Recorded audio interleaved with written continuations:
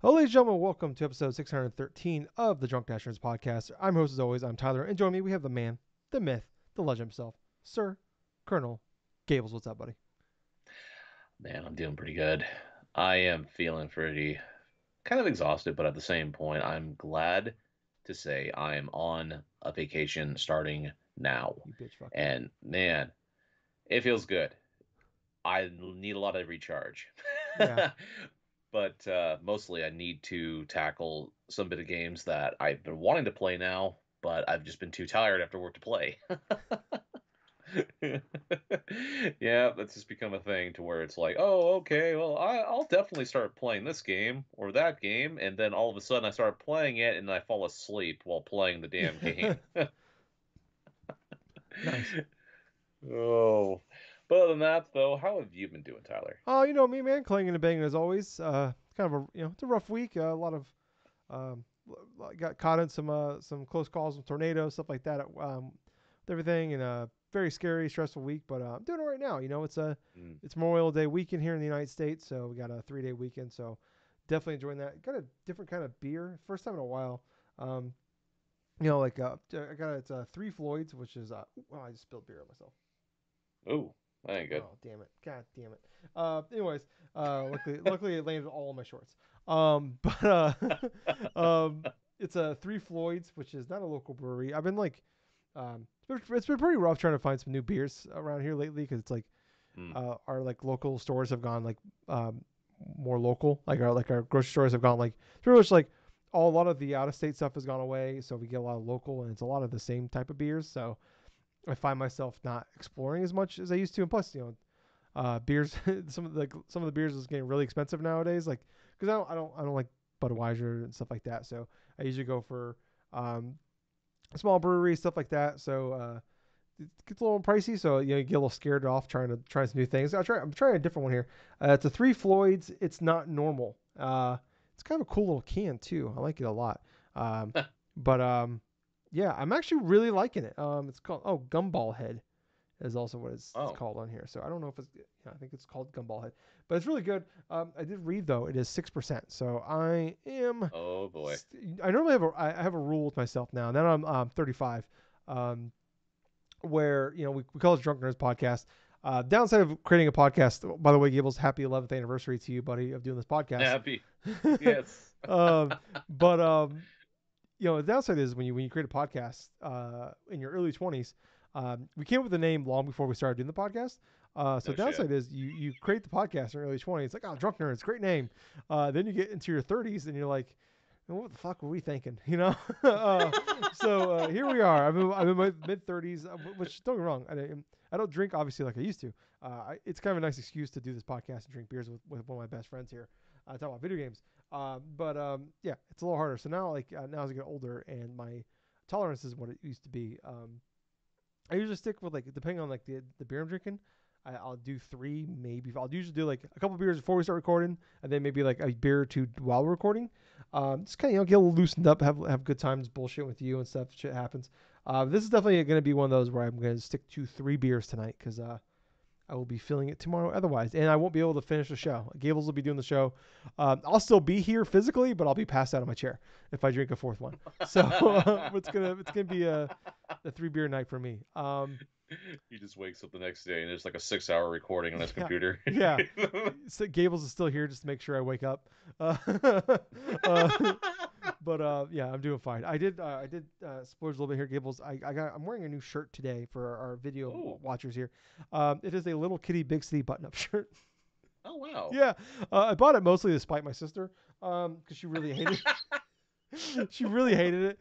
I've been like I just really want to get into like like Taylor Swift has her eras.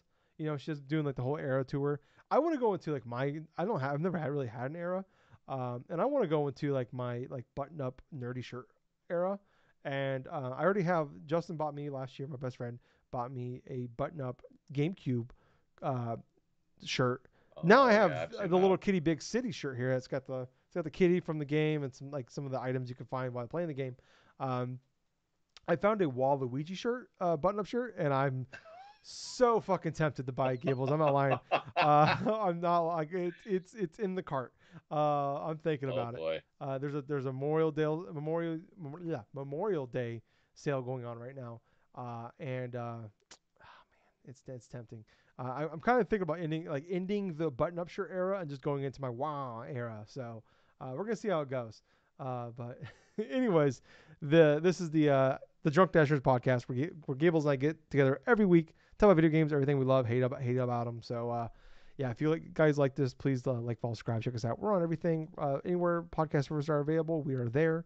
Please subscribe, hit the thumbs up, 5-star reviews, whatever you can do to help us out. We appreciate it. YouTube is a big thing we're pushing, so if you can go there, subscribe to us. We're well over 300 subscribers now. We are trying to get over to 500 and then eventually get to 1,000. Maybe we can start actually earning a few dollars on this damn podcast we've been doing for 11 years now. I know, right? Yeah, it'd be great. Yeah, but Gables and I put a lot more money into this than we've actually made off of it.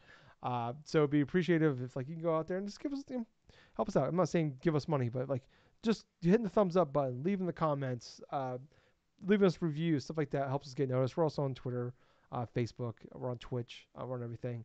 I'm trying to buy a capture card now, Gables.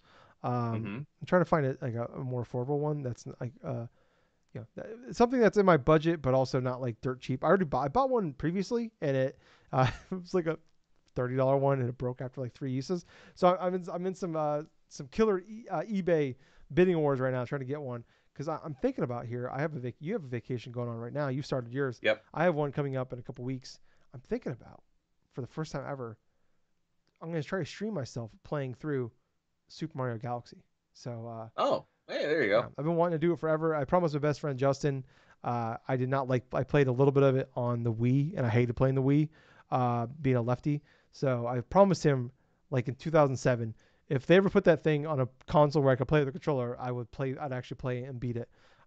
So I feel like I bought that 3D All Star Collection thing, a few years ago now, and I feel like now is the appropriate time. And I figured that if I'm going to do it, try to make some content out of it. So I am There you go. trying to get a decent streaming like a capture card here and do that. So also more reason to like, follow, subscribe, and do that. Maybe we can earn a few dollars and I could help put towards a capture card. That'd be great because Tyler needs money.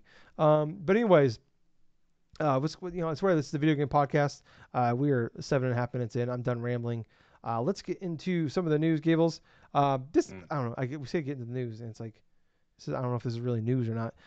But there's a lot of prediction or rumors and hubbub going around right now that there will be a PlayStation State of Play or showcase of some sort, possibly announced on the 28th, on Tuesday. Assuming Tuesday, some people are saying it might be on the 28th, but they said there's some time zone confusion maybe there, so maybe it's the 29th. I'm guessing that there might be an announcement on 28th. Usually PlayStation does shadow drop State of Play showcases, like Nintendo will randomly do a shadow drop direct or something every now and again. I don't think that's going to happen. I do think Tuesday maybe they announce one because, like I said, Monday is a holiday here in the United States. Maybe they announce it Tuesday and then maybe it's on the 29th, which I'm hoping it's on the 29th because I'm off that day. It'd be great if I can watch it at home and do a live react to it. But yeah, so there's a rumors that's going on, Gables. But I figure we can jump in here. Let's just do some predictions. I wrote down all the studios that currently are under the PlayStation umbrella, and I have some of these. I wrote down like either what we know they're working on or what they're rumored to be working on. Some of them I have blank because we just have no idea. And I figure we're gonna spitball here and talk about figure out what we think might be there and and possibly what we think that could be working on it. Will it be there or not? So first up here, I got this in alphabetical order by studio, by the way, so I'm not ranking them in any sort of way here. So we have Team Asobi. The A in Asobi is why it's first, not the T in team, by the way. There's a lot of rumors and hubbub. They're the people that make the Astrobot games. And there's been some discussion for a long time now. They're making an Astrobot game that's going to be for the PS5. It's not going to be for VR. Maybe it might have VR capabilities, but it's not going to be like typically the Astrobot games are like the showpiece games, like we've seen the Astrobot PSVR 1 game, and then we have the Astrobot game that was like that was built in to the PS5. That was a free game on there. And there was a lot of rumors that we might get a full blown Astrobot game, Gables. Do you think how likely do you think this is the case, and how excited are you for a like potentially like a bigger, more scoped out Astrobot game? I think the likelihood of this being like another like Astrobot game is incredibly high, considering that, like you said before, every time we see this game, well, this game series is usually like introductory of like a specific piece of hardware.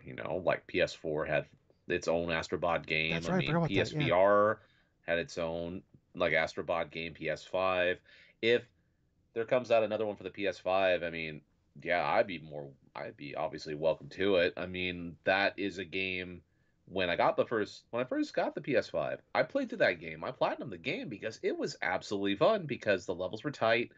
A lot of the gameplay stuff was smooth. It had a lot of great references to like PlayStation's past and Mm-hmm. stuff through each individual like consoles and specific references to games. And if Team Asobi did like went into more detail in terms of what they presented inside their game structure and made this more expanded in terms of like say from their normal like 3D platforming type of style, I mean this could be another stellar game by them, and the likelihood I feel is high because for one, we're not really too sure what they have been working on all this time and stuff, but at the same time, Astrobot is a key franchise for PlayStation's like first party efforts, so it's like it definitely has a possibility. I mean, it's not as big as like say as some of the other ones that they're going to have like they have been working on for PlayStation in general, like say for example with Insomniac working upon what they've got going and stuff with the Wolverine game and stuff like that. I mean, obviously that one's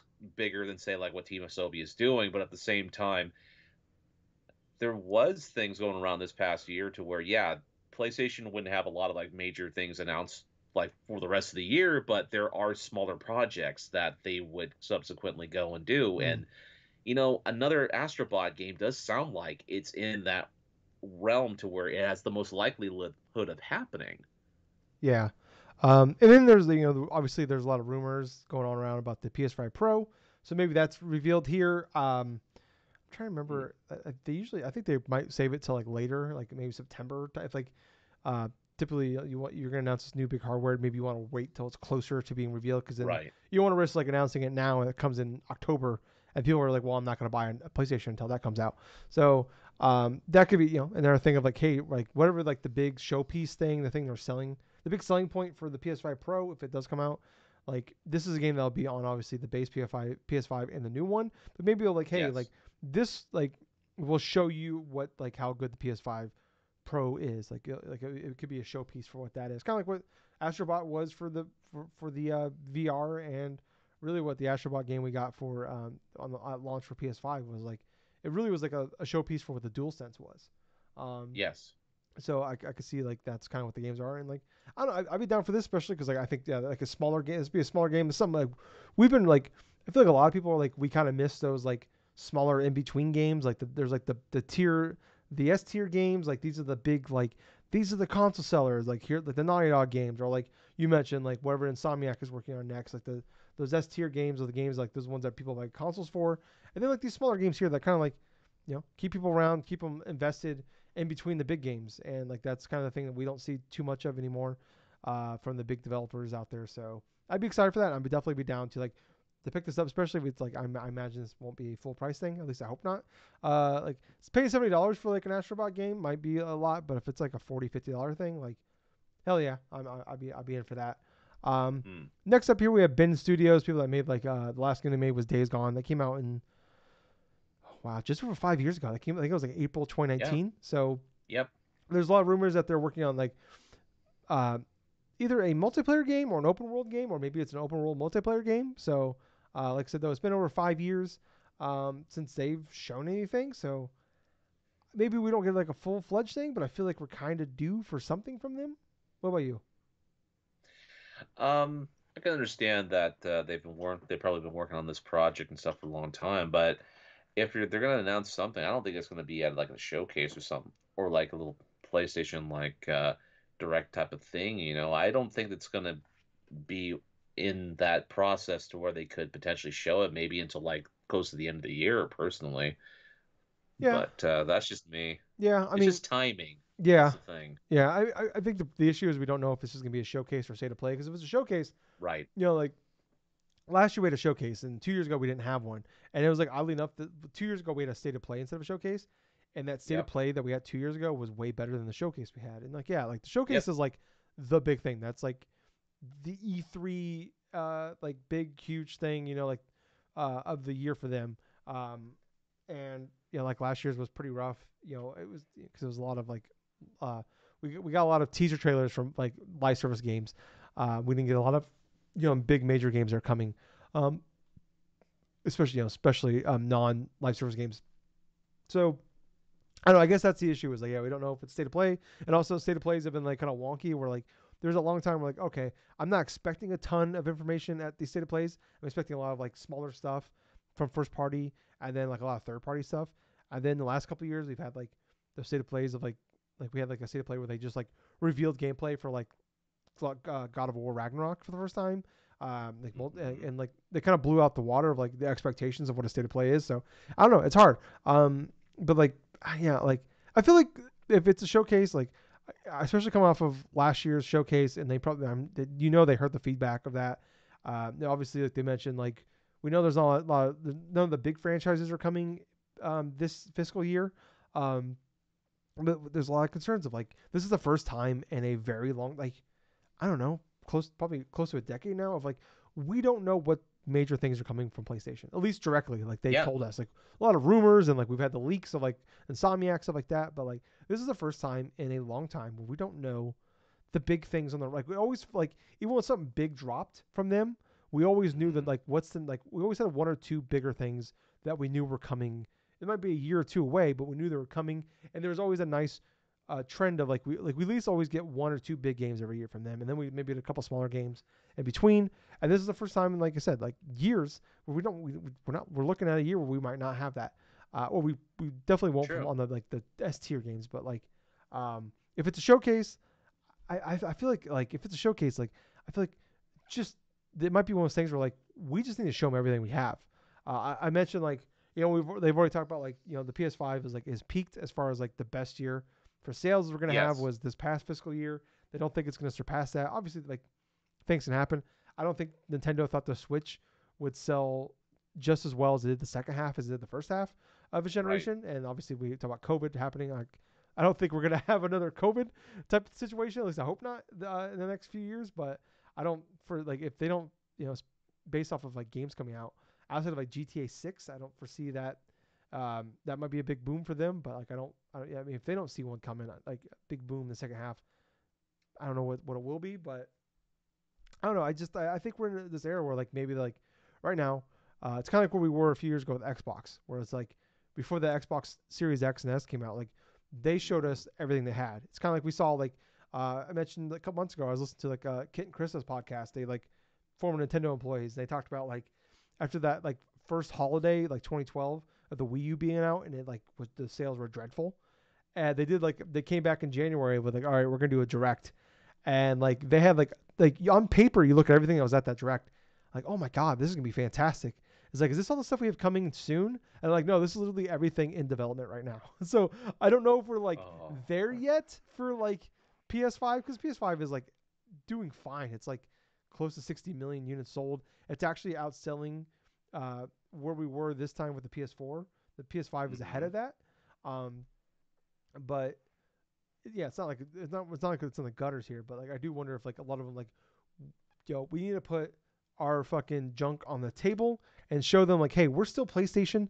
We've been running this shit for a decade now. Obviously, outside Nintendo here, just compared to like Xbox and shit.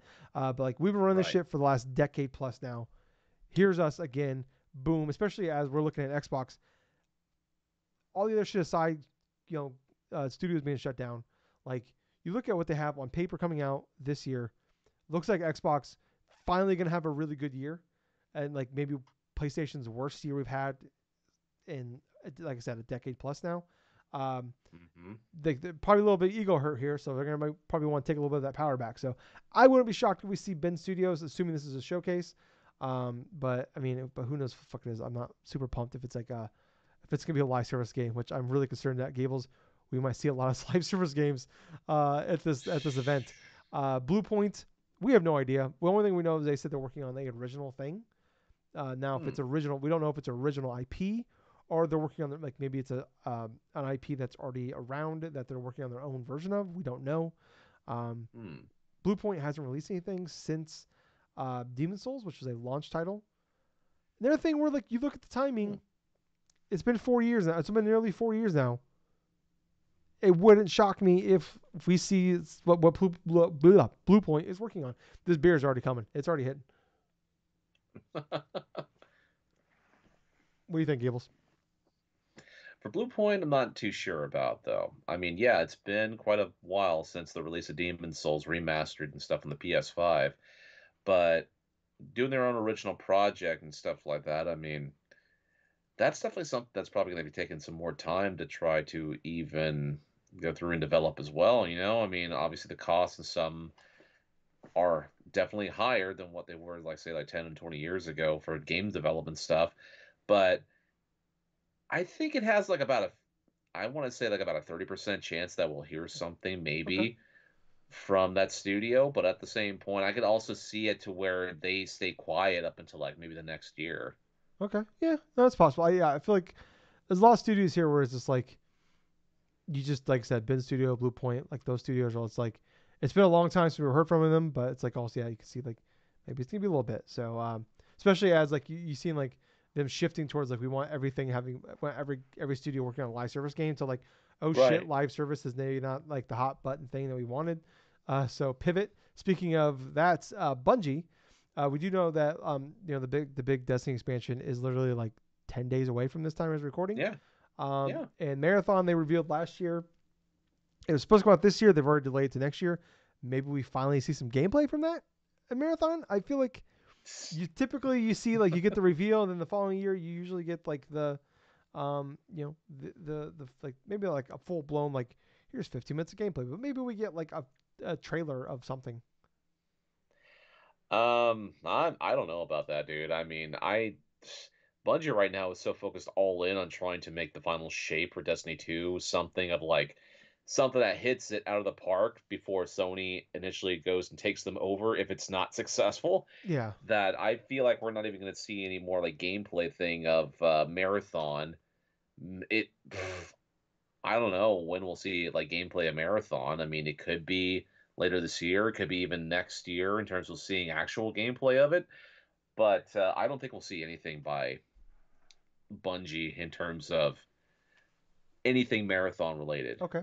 because they'll be all like all in, all balls deep inside Destiny 2. Giggity. Yeah.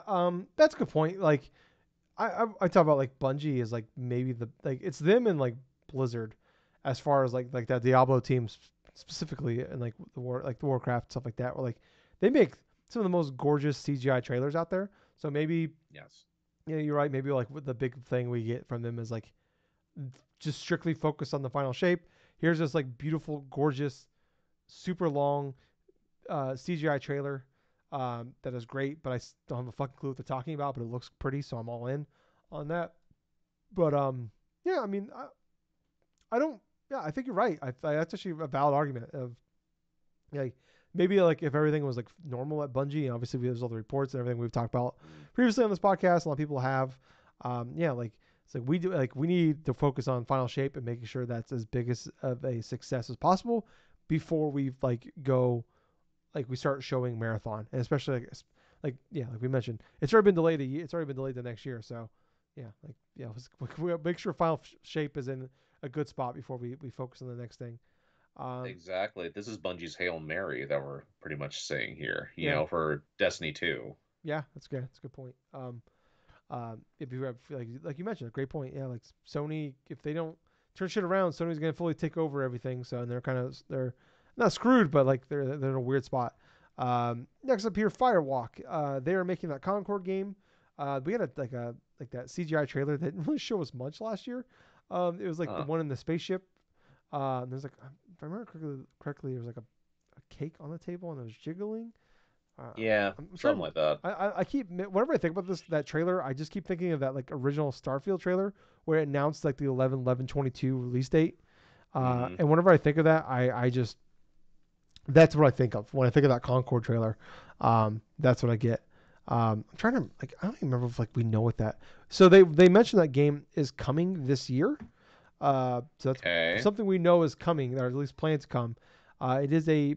I'm trying to figure out if they've actually said what kind of game it is. Is a PvP multiplayer first person shooter. It's coming to PS5 and PC in this year. Um, so yeah, I feel like this is like a slam dunk, uh, grand slam home run that it will be there, and we'll finally see it. What about you? I have to agree with you on this one. This is definitely something that we're going to be seeing, and this is probably going to be one of their free to play, like not free to play, but like they're one of their live service games that they've got going on. Yeah, especially coming. It's coming to PC day one as well. Like typically they mentioned in the past, like their live server stuff. They plan on coming, day and date to PC and PS5. And we've seen that already work with like Helldivers 2. So I'm not gonna like sit there and like completely doubt it anymore because like the Right. first big shot they took with live service, they knocked it out of the fucking park with Helldivers. Obviously, Yes. the chances of doing that twice, especially in the same year, Yeah. extremely rare. So there's a more highly of a chance that this thing will come out, and even if it's successful and it does well at launch, there's a good chance 6 months from now or 6 months after its launch, no one gives a shit. True. And we see them like, hey, we are pivoting to this, or maybe they do the multiverses thing where after a year no one's playing it anymore. Oh, joke, ha ha ha! It was a beta all along, guys. See you in a year. So I don't know. But I don't want to like shit on this game because we don't like it entirely because we don't even we just it's like we've got a teaser trailer of like all Mhm. CG in a fucking spaceship. We just know it's a PvP game, so we don't even know if we don't know if it's free to play. We don't know if it's a game you got to pay for. I'm gonna assume it's a game you got to pay for. Um, I'm not gonna say if that's wrong or right because I thought it was stupid not to put Helldivers 2 on PS Plus. I'm like that game's gonna be dead in 3 months, and here I am. It's the best selling game of the fucking year. So what the fuck do I know? You know. Next up here, Fire Sprite Studios. They were working on the Twisted Metal game that was canceled recently. The only other thing we have rumored for them is a horror game codenamed Project Heartbreak. I'm gonna Google what the fuck has Fire Sprite done? I think they did that VR game, the Horizon VR. They did the Horizon Call of the Wild, Call of the Mountain game. Oh, okay. Um, is that all they've done? That's possible. That's all they've done for I don't think so. PlayStation. I'm looking it up here. Bear with me. Oh no, they've done some other stuff here. They've done like the Persistence. They're mostly a mobile and VR team. Okay. So they worked on Star Citizen, the Persistent, Playroom VR, Run Sackboy Run, which is that mobile game, and then Call of the Mountain. So they are. This sounds like. I mean, if this isn't a PSVR thing, this might be their first like console game they've made. Hmm. So I don't know. I'm gonna say no from anything from them. Yeah, I definitely was going to say no too for that one. Yeah. Okay. Um. Next up here, Gorilla. Obviously they do like the Horizon games. There's the long rumored Horizon remake. I believe. Oh, it's already happened. They already pulled Horizon Zero Dawn off the PlayStation like Essentials list. So it's one of the games like it's like the first time we've seen like a first party game pulled from their like Essential list. Um, and there's Hmm. obviously been the long remakes or long rumored Horizon Zero Dawn remake is a thing. So I don't know. I feel like if they're pulling this now, they pulled it last week. Um, would be fair to assume that they're going to announce the remake. It's not just more than fair. I think it's likely we will see it at this next freaking, uh, this next freaking like not showcase, but like just PlayStation like state of Event. play or Yeah. whatever event. The next PlayStation event. I mean, come on, it's this correlation between that and the rumored like remake of freaking Horizon Zero Dawn. So yeah, we're probably gonna see something from from them. Yeah. Um, I love the Horizon games. It's probably one of my new favorite IPs, like of the new IPs we've had in the last decade or so. It's probably one of my Right. favorites. It was my game of the year 2017. I love Forbidden West. I loved all the DLC. Um, as you know, like I said, Zero Dawn was my game of the year 2017, one of the greatest years ever in gaming. And I have a zero want for this remake.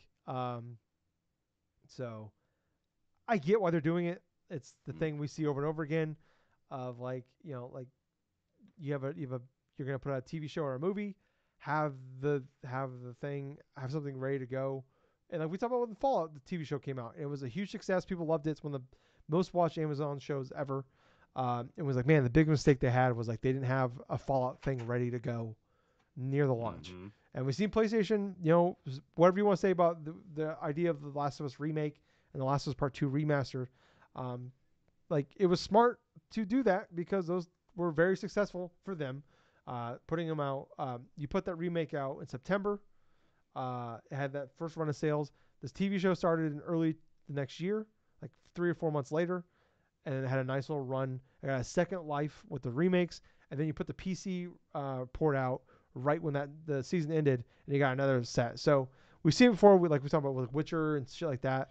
We've seen the Cyberpunk TV show, like they put out that big update right when the anime came out, and it was more Yes. successful after the right when the anime came out than it was at any other point. Same with The Witcher, which was bigger after the TV show than it's ever been in its entire lifetime. So um, I get why they're doing it.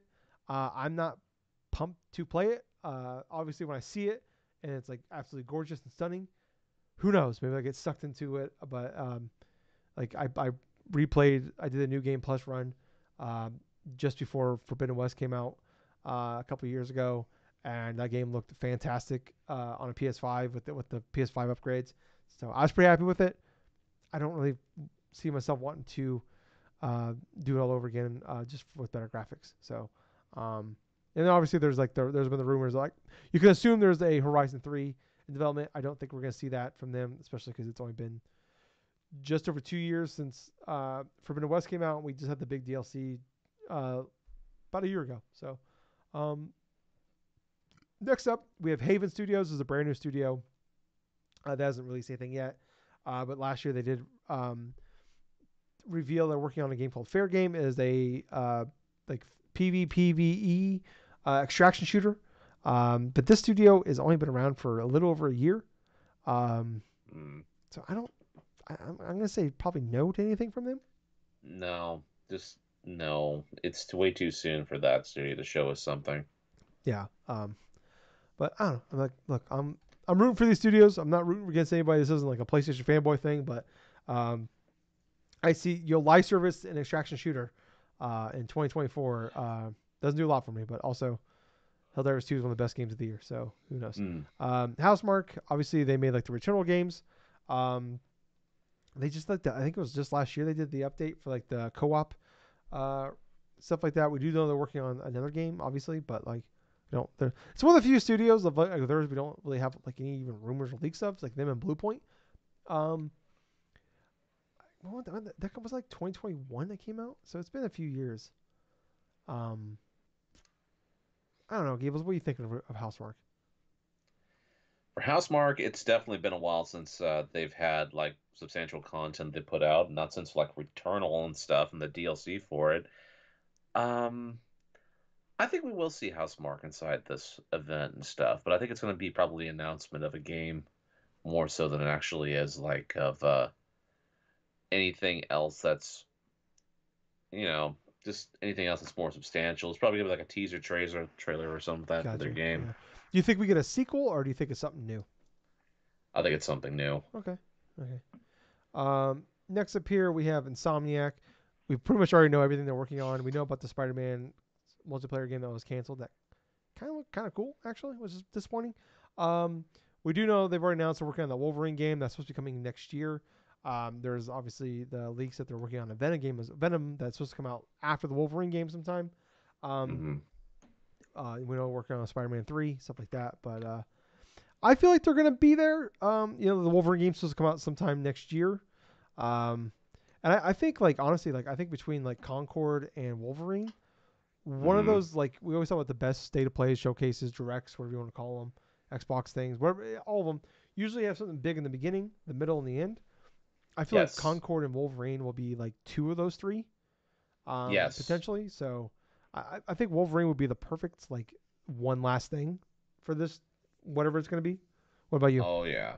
I feel the same way, dude. I mean, this is definitely the time where Insomniac needs to show off Wolverine because we need gameplay of this game to circulate. We need to see what the world and the environment of this game is going to be pertaining to with old with potential like old Logan and stuff like that. So it's this would be an excellent way to end off your show. If it's like an action packed like gameplay sort of like S type of trailer and stuff that gets us excited for like early next year, maybe like some sort of a March release date or some shit like that, then yes, that would definitely be something I would look forward to. So I feel like that this is something that Insomniac will go ahead and do with this PlayStation event. Yeah, yeah, that'd be awesome. Yeah, we got like if we got a release date or like at least like a window in there, that'd be fantastic. I'm super pumped for that. I'm excited to see what it is. And I'm curious like the scope of this thing. Is it gonna be more of like a um, Miles Morales, or is it going to be like more Spider-Man 3, Hmm. like or like Spider-Man 2 rather, like that size of a game, rather than like like Miles Morales, something you can beat in like 6 to 10 hours. Yeah, I don't know. I'm excited to like kind of figure out more of that thing. I mean, I cannot wait to see. That's probably one of the most like of like the things we know about. That's probably the most anticipated thing I have from them. Couple more I feel like we can just kind of team these together. Media Molecule, they just ended support on Dreams. And then Naughty Dog, we know they just Mm. canceled the Last of Us multiplayer game. Um, Yep. I'm gonna say no to both of like being there. What about you? Yeah, I would think that they wouldn't show anything in terms of negativity surrounding a couple of their franchises, so neither of them are going to be there. Yeah, especially as Naughty Dog, like they just canceled their Last of Us game multiplayer game, and Neil Druckmann mentioned previously that like one of the biggest mistakes they made previously has been like announcing their games way too early, and it puts way more Hmm. stress on them in the studio. So they're gonna wait till like the games are closer to release to like reveal them. So maybe obviously PlayStation might want to put some pressure on them. Hey, we want to announce something soon for them, especially as like Last of Us was a big success. The TV show was, and then like season 2 is coming. I think early next year. So maybe they want to like show Hmm. something now. I don't know, but yeah, I feel like I don't think we're gonna have anything there. Then the last two here, Santa Monica Studios. We do know Cory Barlog is working on something. There's like a lot of rumors are it's something like sci-fi related. Cory Barlog, he is the director of God of War 2018. Um, and then we have Sucker Punch with Ghost of Tsushima. I'm assuming Ghost of Tsushima 2. A lot of like stuff out there. Obviously, it's pretty obvious they're working on something from Ghost of Tsushima related. So um, I think odds are we get a teaser for Ghost of Tsushima 2. Uh, my hopes and dreams are we get to see the Cory Barlog game because I'm super pumped to see pretty much whatever they make next, but especially Cory Barlog. But I'm going to say no on that one. What about you? Oh, Gables is yawning. I called to him right as he goes through a big yawn. Yeah, Sorry, dude. you're right. Um, I think that Sucker Punch. I don't even think we're going to see like any type of teaser or something from Ghost of Tsushima Really? 2 Okay. this event. I feel like that if they want to go and like introduce that type of a game and stuff. I mean, granted, yeah, there have been a bunch of things supporting Ghost of Tsushima 2 and stuff, but I think maybe towards the later half of the year, like say like in September or something like that, announce that for that's going to be releasing over like maybe next summer or something like that. Because I know when Ghost of Tsushima first initially released, though, it was mostly like a summer game. I thought it was, right? Yeah, that's because of COVID. It was July, Yeah, but it's supposed to come out. It was supposed to be like I think a May or April game. Yeah, Um, yeah. It was supposed to be a May or April game. It got delayed because of, oh, okay. So, yeah, I would definitely think that they would just try to save it for later half of the year for announcement in terms of like all the various details and stuff. But for Cory Barlog's game, have no idea, dude. yeah, So, yeah. Because yeah, we don't know. Like I don't know how the setup is anymore at Santa Monica Studios. Like they used to have two teams, I believe, and they went back to one. I don't know if they're on two again. So who knows? Like maybe it was like a thing of like once Ragnarok was done out the door, everybody shifted over to his game or like if they have the two teams working on stuff. Who knows? Um, Yeah, I go ahead. like I was saying, I was about to say and stuff with this one, I'm like, it's way too early for anything God of War related. Oh I yeah, mean, maybe a no, couple of years down the line we may hear something, but yeah, as far as Cory Barlog's game and stuff like that, I mean, it's most likely probably going to be an original game that's going to be released, yeah, or maybe even announced before the next God of War. yeah. I mean, there's rumors previously that there was something going on with God of War DLC, but then they put Hmm. out that Valhalla roguelike last year, Oh yeah, and so I don't know if that was like what we were hearing was actually that DLC. Um, I'm hoping that it's not, and we get something like I've always said that like man, I wish more studios just did the Miles Morales thing and like what Lost Legacy did with Uncharted, where like we have these big massive games, and then between like we can like reuse a lot of areas and assets and put out like a $40-50 smaller experience. Like man, right. I've said for really since Lost Legacy came out in 2017, I'm like I thought this was like the future of like games is like do the big thing and then spin off like something a little smaller within that game, and like I'm there for it as long as the quality holds up and it's like its own original thing. It doesn't feel like a small tacked on DLC that you're charging me $40 for. And I thought that was it, and we haven't really seen it too much since.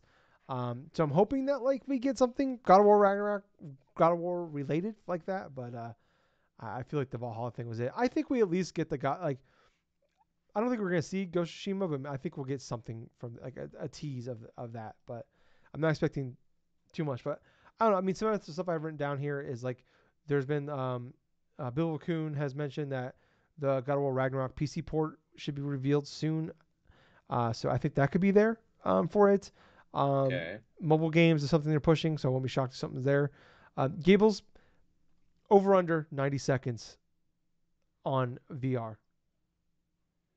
Under 90 seconds. Okay, I'm gonna go over, but slightly. But it's gonna be like a scissor rail thing, like 2 minutes. Hmm.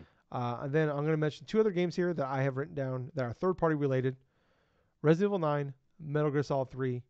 What do you think? Between the two, I think the one that's most likely going to be showcased next is probably going to be Metal Gear Solid. Okay. I think Metal Gear Solid is going to be showcased inside this next event and stuff. Resident Evil 9 has been getting a lot of rumors, speculations, and all sorts of various stuff, like various leaks from people and all this other stuff, that this thing is something down the pipeline that Capcom is developing. I don't think it's going to be present in this showcase. I think it's basically people bringing this up now to try to get people's hopes up for it.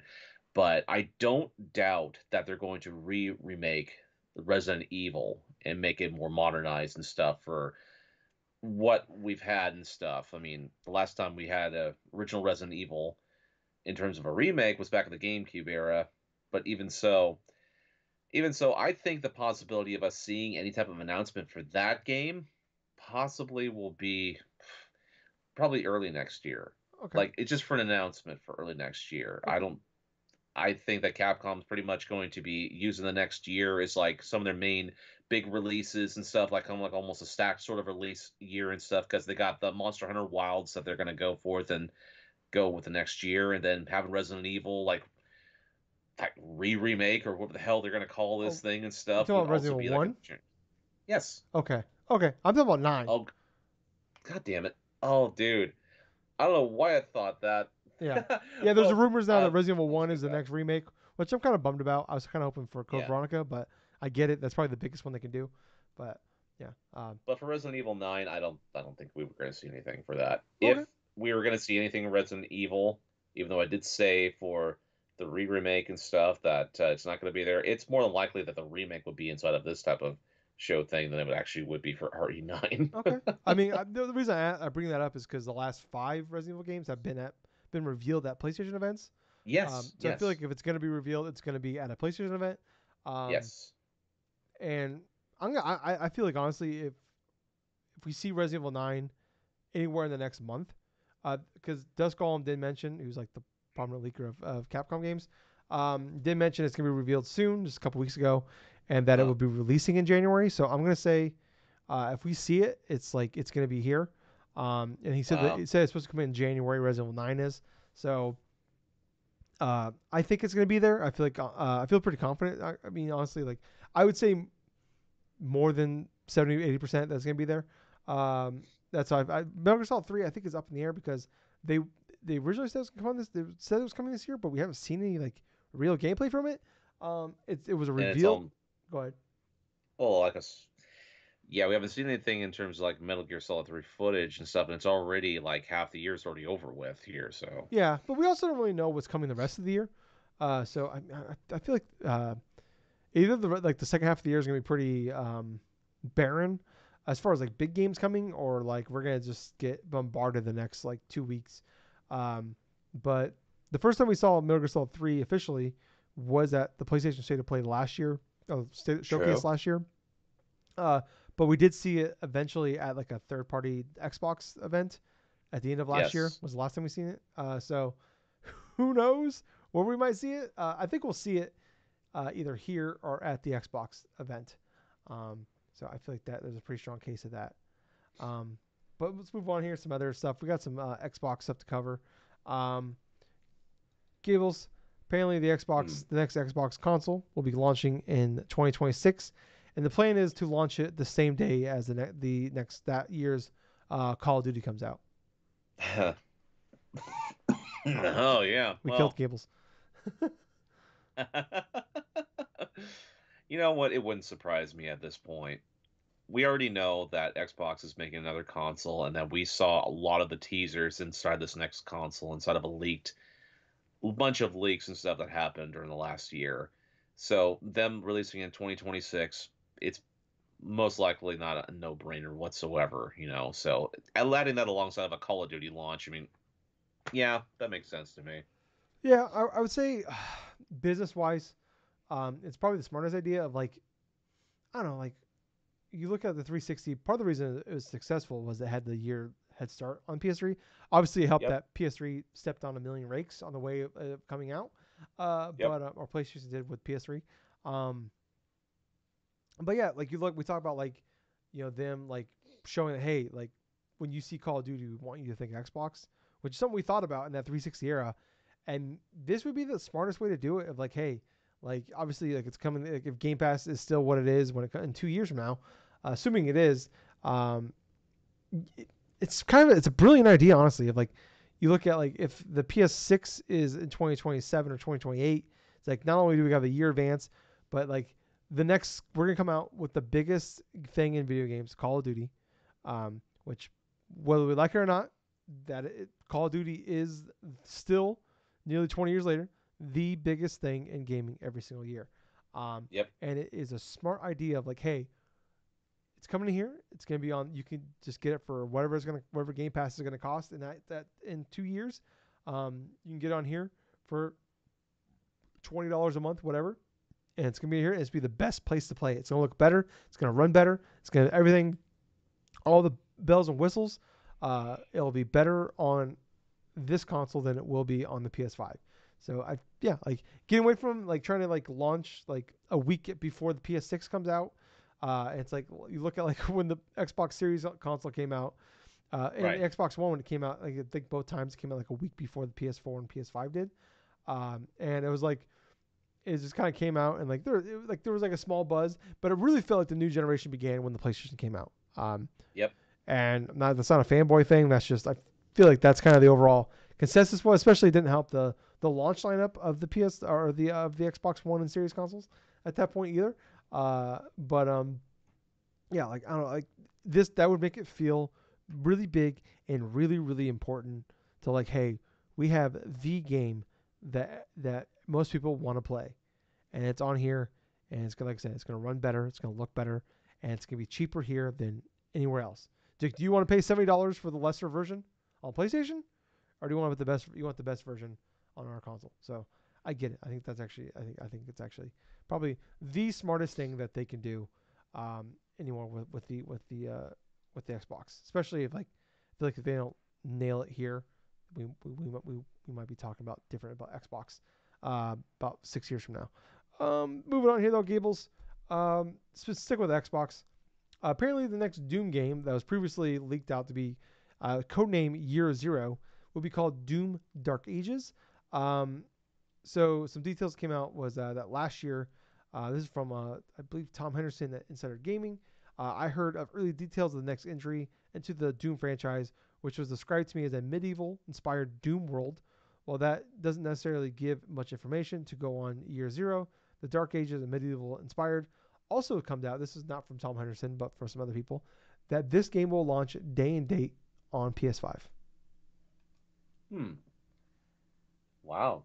Well, honestly, that definitely does have strong credence, considering that Microsoft's been really loose now in terms of some exclusive content appearing on other rival consoles and other platforms and stuff. So, have the next Doom game day and date on PS5? I mean, that's a likelihood that could happen. Yeah, yeah. I feel like at this point, Doom is probably the biggest uh, franchise they have outside of like the Bethesda games like outside of, like Fallout and Skyrim, stuff like Absolutely. that, Elder Scrolls, whatever you want to call it. Doom is probably their biggest franchise. Just kind of looking at like from loosely based off of, like sales information that we have, it's probably safe to say. So I can get why they want to do it. I'm kind of shocked that like I'm not shocked that it would become the PS5. I would be shocked if it comes out on PS5 day and date. Honestly, because I feel like that is a there's been a lot of discussions about like what do we do with Gear 6, what do we do with the next, what do we do with like the previous Gears games and Halo, stuff like that, like Forza, stuff like that. Like when we start putting those on there, it's like I don't feel like that's a um I don't think you can go there and come back from. And like I mentioned, I No. think it was a week or two ago when we talked about like the future of Game Pass, where it's like people were talking about maybe you pull out the day and date of like the Xbox games coming day one to Game Pass. I'm like, that you cannot rip. That's a band-aid you can't put back on. You rip that band-aid off. Maybe you shouldn't have done that. Maybe that's something you could have like, hey, in 90 days, you should have done the EA Play thing where like 90 days after the game comes out, or it's not always 90 days, but like it's usually a few months to 6 months after the game's out, it comes to EA Play. Maybe that's the path you should have done. Like, hey, you can buy it now, almost like movies are nowadays, where like you can see a lot like they come to theaters, or you can wait like a month and they come to you can buy them for $25 on Amazon Prime or whatever, and then a month from now, like 6 weeks out or whatever, you can watch them on Netflix, something like that. Um, Yeah. so maybe that's something I should have done, but like it's like one of those things where like the tube is out of the toothpaste is out of the tube now. You can't go back to it, and I feel like if you put Doom, like I said, like it's probably their biggest non Bethesda game at this point. Um, I think, man, I know it's like we look at Bethesda, and it's Xbox, but we don't really look at it like it's Xbox still. We're not fully there yet. Man, that's a whew. That's especially like I said, day and date. Like 6 months to a year later, I get it. I get it. But man, Mm. day and date, that's a step. I don't know if that. Yes. I don't like I said. I don't like. I feel like that at that point that will become the expectation.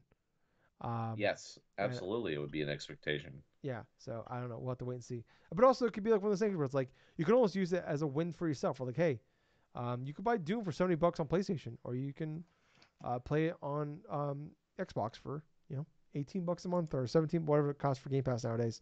Uh, Boom, there it is over there. Um, but moving on here, give us some other news this week. Some smaller stuff here. Only a couple things. We mentioned Black Ops 6. Call of Duty Black Ops 6. It's officially called Black Ops 6, apparently.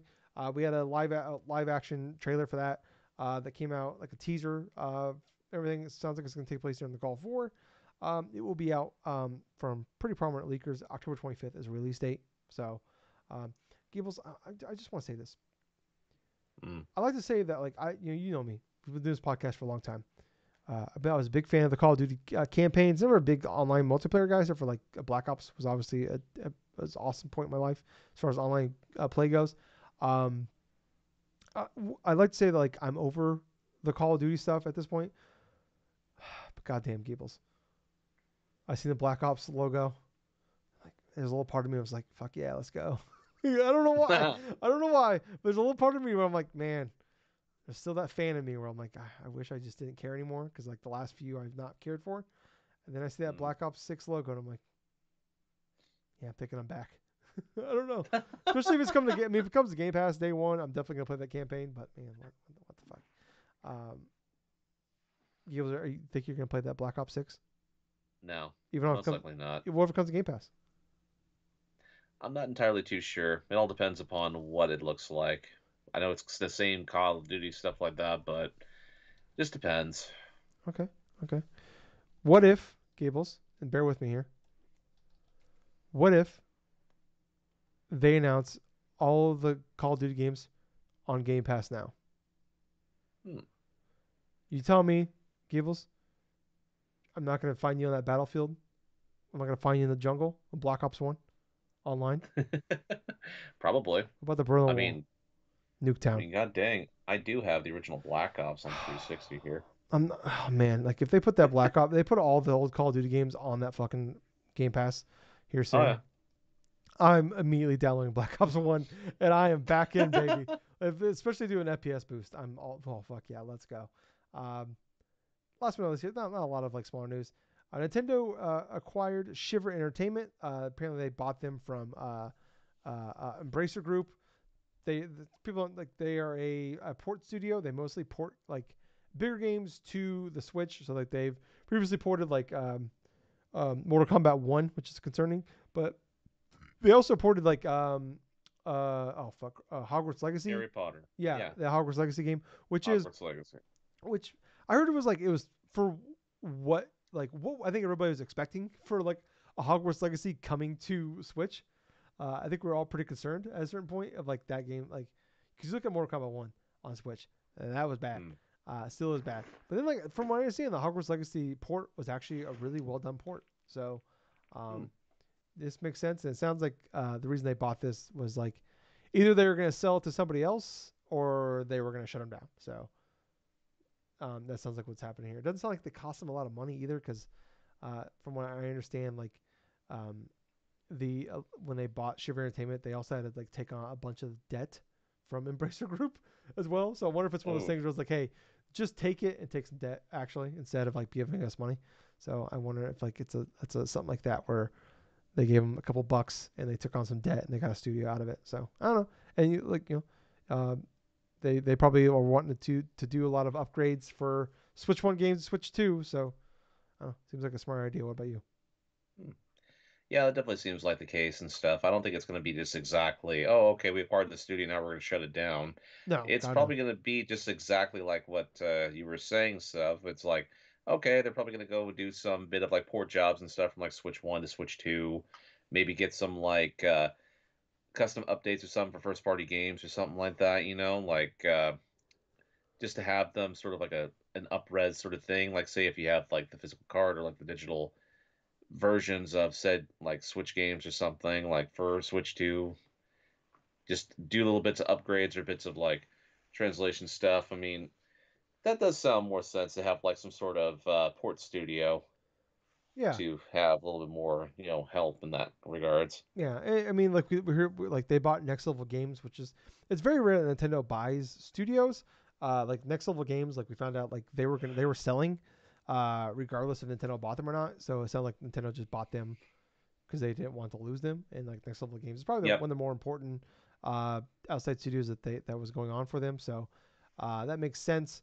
I mean, it's a little surprising because like I can't remember the name of the studio, the one that made like the Mario and Luigi games forever for Nintendo. Yeah. Like they went out of business and Nintendo just kind of like sadly just kind of like let them go away, which was kind of shocking because like they made a bunch of like really great games for Nintendo. So like I don't know, that was kind of weird that they just like came and went. But pretty much it for news this week, Gables. Let's get into what we've been playing. Do you want to go first? Or you want me to go first? Let's have you go first. Okay. So I played a couple games. I actually beat a couple games this week, Gables. Couple shorter games. It's been a nice little run for me. I feel like the first few months of the year, I was not doing a great job of like. There's a lot of Right. games coming out, but like a lot of games that weren't speaking to me, or like I played a lot of games, but like I wasn't finishing a lot of games because I wasn't like vibing with a lot of them. And then this month, I've just been game beat machine. Um, so I beat a couple more games this week, like I mentioned. I did mention last week I beat Crow Country, or I bought Crow Country. I beat that this week, and also Hellblade 2, Senua's Saga. I came out this week, and I finished that one as well. I'm gonna start off with let's start with Hellblade here, Gables. Um, so man, I'm this is probably one of the more frustrating games to come out. for me. Not since like in the sense of like what I think of the game, just like the whole review process and the whole like everything that's come out since the game's come out. Where I mentioned this last year before Starfield came out, where I was like, like I mentioned, like I felt bad, and I still feel bad a little bit for the developers of that game, just because of, like, not only are you making the next big Bethesda game, it's not only like the next big Bethesda game, it's a brand new IP. Now you're in the Xbox ecosystem, and the target on your back is that much bigger. Of like you just can't be, um, this game can't like not only like, we're already expecting like an all-time great game from Bethesda. Right. Now we're like, you are the great hope of Xbox, and it came out and ended up just being like, it's a really good game that came out in 2023 when it needed, like, I think the expectations and what it needed to be for Xbox was the next all-time great game. The game we're gonna be playing 10 years from now, a game that will be so popular they're gonna port it to the next fucking, I don't want to say the thing, but the next Siri or Amazon Echo. Oh fuck, my phone heard me. God damn it. Shut up. Shut up. All right. But one of those things. And I've been very frustrated with with Hellblade 2 cuz like Hellblade was never going to be that. Right. Ninja Theory has always been like they make AA games.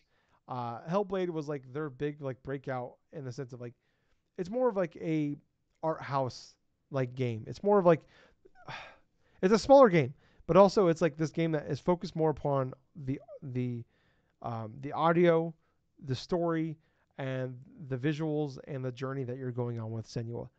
And it's turned into like this needs to be like this can't just be that. It needs to be bigger than that. And like I feel like the expectations were out of whack, and every conversation just turned into like, oh my god, like, is this good enough for Xbox? It's like it turned into a more of like an Xbox conversation than what Hellblade 2 is on its own. Like we kind of like lost. I feel like the plot was lost, and like I see people like got like reviews came out, and people don't even like necessarily agree with their review one. We're getting harassed by either Sony fanboys for it giving it too high of a score, or Xbox fanboys for giving it too low of a score. And it's like, man, like it just I feel bad for like those developers there because like they just like they wanted to make the game they wanted to make, and it just turned into a fucking trash fire out there. And like this game is like every fucking thing like sometimes when a game comes out, I'll just search for like that game plus a review on Twitter. It's like I want to see like the synopsis of like kind of like a sentence or two of what people think about the game because like, just get a general Right. idea of like the vibes and feel out there other than just looking at the review score. Um, and like man, like this is one of the few times where like it was maybe one of the more toxic fucking review drops I've seen in a very long time. Of just like people are mad about the scores, either it's too high or it's too low, or people are like, oh, the game is woke because he plays a female, even though the first game came out before woke was a term. Or like you look at people are like, oh, it's just a walking simulator, or it's a tech demo, or how dare you give this game a 6 out of 10 or whatever. And it's like, man, it's like it's just it's so frustrating how toxic this like. I feel like this is one of the few times where I've seen a game come out, and obviously like the internet is the internet, Twitter's Twitter, shit like that. But it's like there's no civil like you can at least like see people have like a civil conversation online about it, and there's just none of that. Anyways. Um, it's very frustrating because I just want to like see people like talk about it and have a conversation. Like I listen to podcasts, people talk about the game as itself, like as the game, or like go online, listen, like read through what people are thinking about the game, have like a fun jump into a conversation like with people on Discord about it, and it's just like all of it turned into something bigger than what this game is. And it's very like, man, I just want to talk about fucking Hellblade.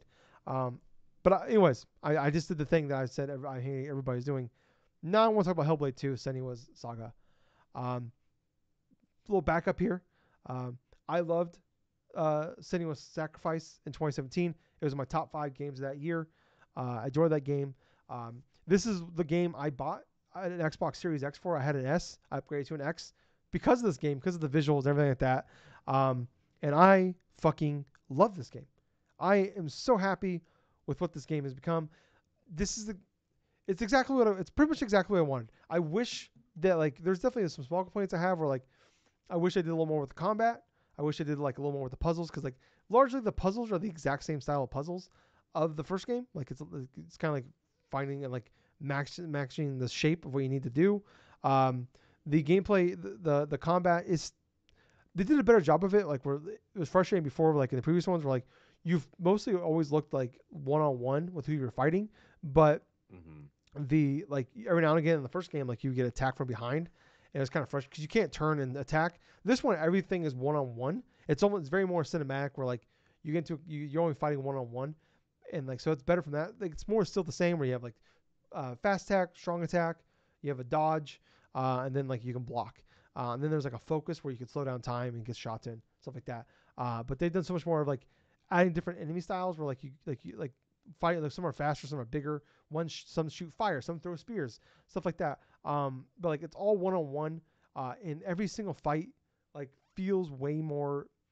It's way more stressful. Like you're not like because you're playing as Senua, who was like a I don't know 110-pound woman soaking wet. Mm-hmm. You don't feel like you're not Kratos. You're not God of War. You're not this fucking the God of War. You're not this big strong like guy that can get thrown through 50 buildings and get back up and keep fighting. Like you are Senua, who is a woman dealing with psychosis, who she's fighting people that are bigger and stronger than her, and like you feel like when you get hit, you feel like you can feel like the hit of it, you can feel like the shot of it, and I love that, and like I loved it for what it was. Like it's not fantastic, it's not great, it's not Dark Souls, it's nothing like that, it's not God of War, but I feel like for what they are building for this game to be, like every Right. fight, every like one-on-one fight feels stressful, feels impactful. Like every time you get a shot in, feels great. Like you're faster than them. Going through the puzzles, they're not great.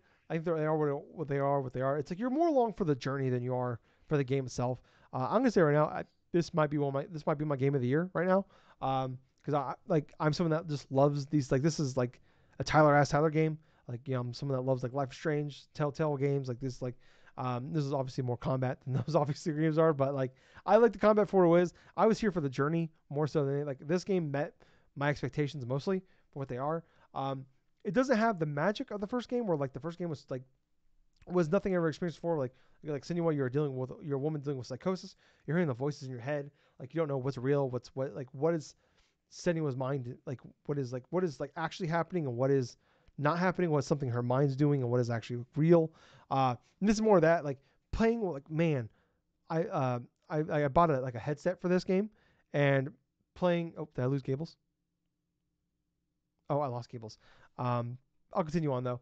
But playing you know with the headset on and just hearing the voices and you can hear them. Oh, Gables is back. All right, cool. We lost you for there for a second, buddy. But just like having the headset on Yeah, and I know. like you can hear the voices. Like I don't have a great headset.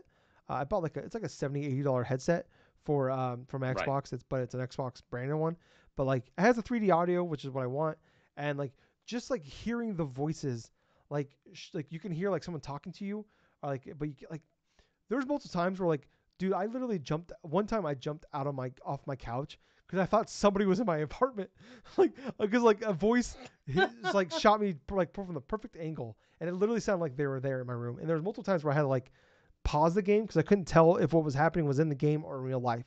Like that's how good the audio quality is. Like just like the way like or like when someone like talks to you, you can feel like them actually like go from like the back right to like the left of you. You can feel them walk past you when they talk. You can hear the voices like in your head. You can't tell. You can like or when someone's like coming up from behind you, you can feel where they're coming from based off of that sound. Like and like the voices in your head, like the audio, like the whispers. Like man, if you're someone that loves ASMR, this is the goddamn game for you. You're gonna love the whispers in your ear. Like all they need is someone eating in your ear, and you'll be happy. But like just dealing with those voices in your head of like her talking to you, and like you don't know if like are they fucking with you? Are they helping you? Are they fucking with you? You have like the like kind of like the devil quote unquote in her ear. I don't want to spoil what that voice is she hears. It's something that's in the first game. I don't want to spoil that. But like hearing that and like man, like the sound of that was eerie as shit. But man, I'm so happy with this game. I really did. Like, it took me about 7 hours to beat, but I'm really, really happy for what it is. Like, yeah, it's like, is this gonna be like an Xbox seller? No. But I mean, I don't know. I think it's like an 81 OpenCritic. It's kind of what it's a little less than I thought it would be. But like the first game was like I think also an 81. So I'm really happy for what this game is. The other game I beat was Crow Country. Fun fact, Gables, do you know who made Crow Country? Hmm. What's that? Do you know who made Crow Country? No. The Snipper Clips people. Really? Yeah, the Snipper Clips people made That's this game. crazy. Yeah, it's wild. I had no idea until after I beat it. But people don't know Crow Country is like it's an indie game. It's like $20. It's on everything. I don't.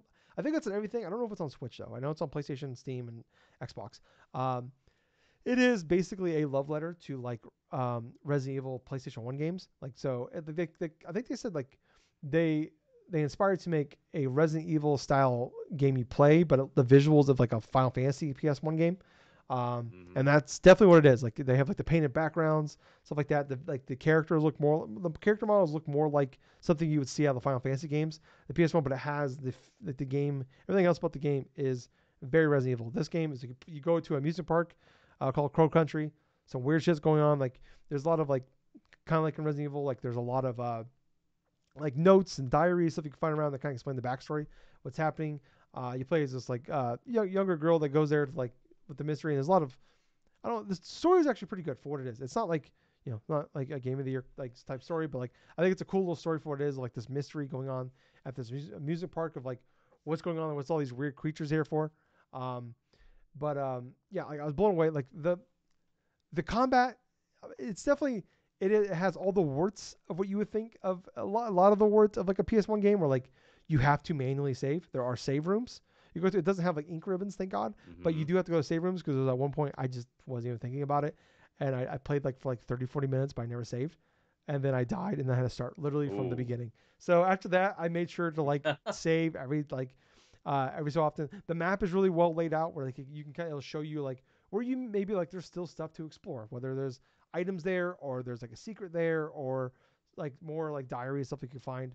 Um, but yeah, like I would say this like if you're someone that loves those style of like if you're wanting you have the nostalgia for those type of games or like you like go back and you play those older games and you still like them, then I think you'll love this game. It is more nostalgia hit than it is like a fantastic game. Like it took me about 4 hours to beat. It's more like puzzle based. Like it's more about solving the puzzles and moving on. Like there's some points where like the puzzles are pretty simple to solve, but I feel like sometimes the more frustrating parts are like figuring out what you got to do next. Sometimes like I feel like sometimes it kind of like leaves you up in the air of like, all right, well all right, I've done this puzzle. Like now I just don't know where to go next. Especially early on. Once like you like start to unlock and you get more key items to continue on, like you are fine. It got easier done. Like all right, I found this item. That means I can go unlock these areas I couldn't go before previously. But like early on, I felt kind of like they just kind of threw you out there. I was like, all right, figure it out.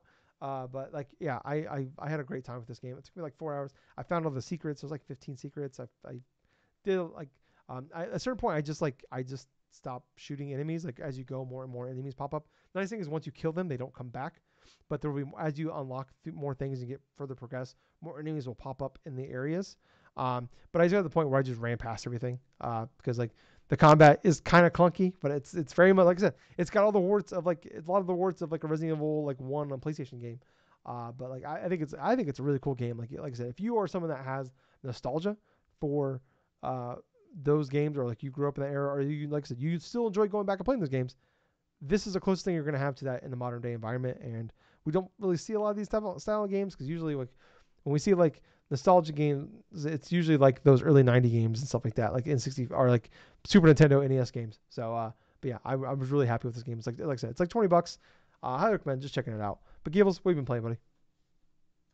Okay, so there's a couple things that I have been playing. One, I did play like at least the first hour or so of Paper Mario: The Thousand Year Door. I did pick that up this past week.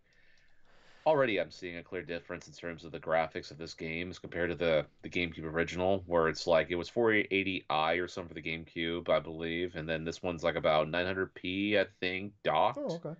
from what I understand. So, looking at it, yes, I could definitely tell the types of like clear ups and stuff, kind of like almost similar to like a upscaling sort of S thing that they did to it. But I can also tell like the remixed music of this game is definitely seems like it's a little bit more snappier than what it was like on the GameCube release. But I have not yet played a lot of it. It's definitely going to be something I want to focus on over the next week because I want to play more Thousand Year Door. But other than that, though, I had been playing like Pokemon Red again, and basically what I did though was like during this past week, I checked into my analog pocket, and there was actually a way I was able to. Excuse me here for one moment. I was actually able to get a whole bunch of stuff like organized inside of my analog pocket to the extent that now I can actually play like certain games and stuff like Hmm. like how I want and stuff. And now it's like I started out playing Pokemon Red, and I went in for this playthrough. It's like, okay, I want to do this now with a starter Pokemon that I have not beaten with before without evolving it. And so the Pokemon I chose for this run is Charmander. Nice. So Charmander is my Pokemon that I'm going through the entirety of Pokemon Red with. And I basically just want to clear the entire game and beat the game as Charmander. No evolutions required or anything of that sort. So currently he's at level 34. He's at level 34, right? He is not at the third gym yet, and he already knows Ember, Dig, Slash, and Body Slam. That's the moveset I got going for him right at this moment in time. It's a bit of overkill because Slash is basically at almost an instant critical hit move Hmm. anyway because of how fast Charmander is.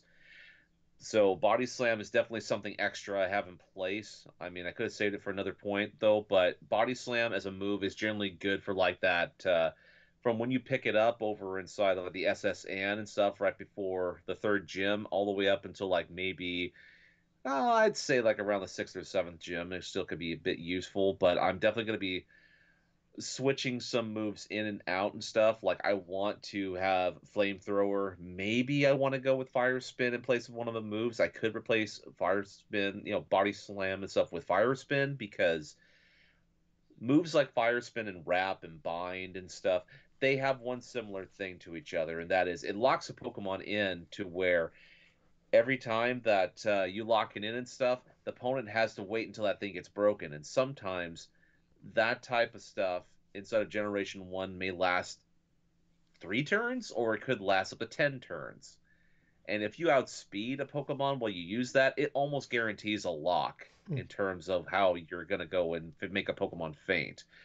So with Charmander, he did not have too much issue during the first part of the game. The first two gyms weren't exactly like easy per se, but at the same time, they weren't bad either.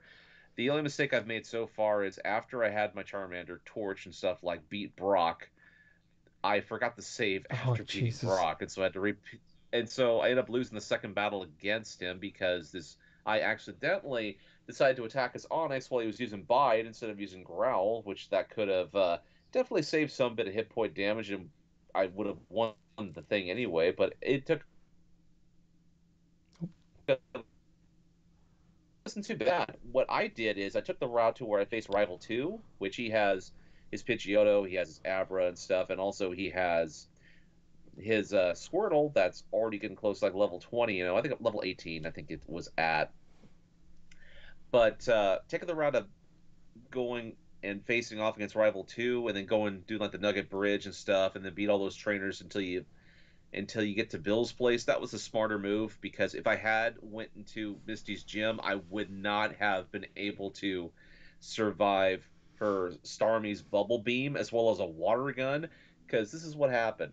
I went through the entirety of that whole cerulean portion, and then I went into Misty's gym. Took out both of her gym trainers, and then when I went to face Misty directly, I took out her Staryu, which wasn't too much difficulty because I just used Slash twice, took it out. Maybe it did a little bit of damage to me then. Then when I faced off against her Starmie, she used Water Gun. It did a good amount of damage. Bubble Beam, I was afraid of because I was afraid that I would not have enough HP to tank a full on Bubble Beam after being hit with a Water Gun. But I made it into where I had like maybe 10 HP left and I was able to finish off the Starmie. Nice. So that was like level. Oh god, she was at 21 with Starmie. I think I was at like about 7 levels higher than her. I was like about 28 at the time. So that definitely was a good win. I'm at the point where I want to get Charmander to at least maybe the high, no, maybe like the early to mid 70s before I even want to try to attempt to take on the Elite Four and Champion. Which, if you're just using one Pokemon, Tyler, it doesn't take nearly as long as how Yeah. you would say a full team of six. So this could be like a 5 to maybe 8 hour playthrough Jesus of the Christ. game itself. But that just depends upon what I want to skip or what I want to do or what I want to face off next. The current plan is to obviously beat Lieutenant Surge, but then I got options. I could go to Celadon and beat Erica and then do the whole like a rocket hideout inside the game corner and stuff, or I could just like go around that and like use the bicycle and stuff to go into Fuchsia City, go explore the Safari Zone or something and do that stuff. But I know I need to beat the Team Rocket inside Game Corner before going off and branching out to different parts because that way it opens up me having to get like either some a drink for the guards and stuff in Saffron, and so that's how I can go to all these other cities like easier and stuff. But yeah, can you tell I played this game a little bit too much? Yeah. It's almost like you know this game, Gables. Oh man, I'll tell you what, man, the trilogy of the Pokemon Red, Blue, and Yellow, and then all the other Pokemon games and stuff. I love playing these games, and then just replaying some of these things with like different difficulties and this and that makes it so much more enjoyable. I beat through the entirety of Pokemon Gold with just Chikorita, and that was such an excellent challenge. But at the same time, it's one of those ones where maybe I don't want to ever play with just a Chikorita ever again. But Charmander is a bit different. That's a Pokemon I know. I know the ins and outs of Generation One fairly well, and it's going to be interesting to see how quickly I get through the remaining parts. So yeah, that's pretty much what I've been playing for this week. All right, man. That's awesome. Well, I think that's going to wrap it up for us this week, guys. So if you guys like this, please like, follow, subscribe. Check us out. We're on every podcast service, Drunk Nerds, Drunk Nerds. You find us.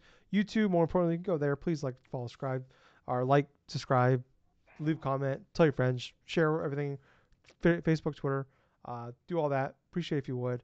I was Tyler. And I've been Colonel Gables. So until next time, everybody, thank you very much for listening to another fun-filled episode of the Drunk Nerds podcast. Thank you, Gibbles. Yeah, Too sweet. too sweet, man. Bye, guys. See ya.